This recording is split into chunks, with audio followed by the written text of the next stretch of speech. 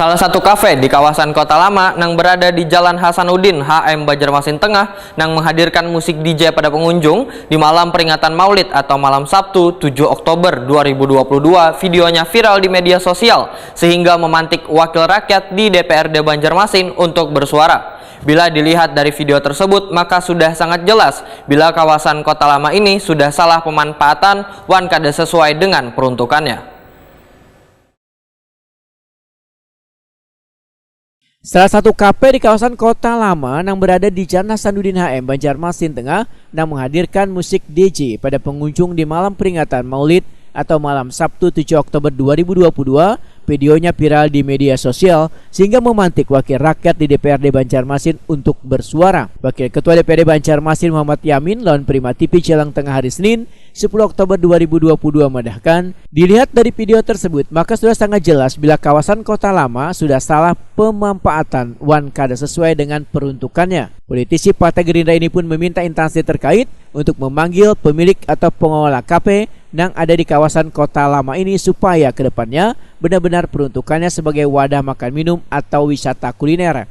Muhammad Yamin menyatakan akan berkoordinasi pula dengan Komisi 1 DPRD Banjarmasin untuk segera memanggil wan meminta penjelasan dari instansi terkait sehingga pemilik atau pengelola kafe yang ada di kawasan Kota Lama untuk mengembalikan fungsinya sebagai wisata kuliner. Muhammad Yamin mengingatkan bila Banjarmasin adalah sebagai salah satu venue pelaksanaan kegiatan MTQ nasional wan memiliki julukan Mbak Iman, maka permasalahan ini harus sesegeranya ditangani oleh instansi terkait supaya kejadian serupa kada terjadi lagi. Apalagi dalam saat ini suasana kan kita ya dalam rangka juga hari MTQ ya, saat ini juga mulai diinginkan. Ini kita berharap seyogyanya baik pengelola, baik pengawasan, baik dari pemilik tempat restoran tersebut agar menyesuaikan fungsinya dan sebagaimana mestinya aja sebenarnya. Itu berharap jangan sampai ya, kalau dilihat tadi kan jelas bahwa itu akan menimbulkan suatu nanti yang akan terjadi kegaduhan karena ada musik-musik, kaos musik dan sebagainya, apalagi sampai ada DJ ya. Nah ini juga sudah menyalahi kan kayak gitu. Nah ini perlu dievaluasi.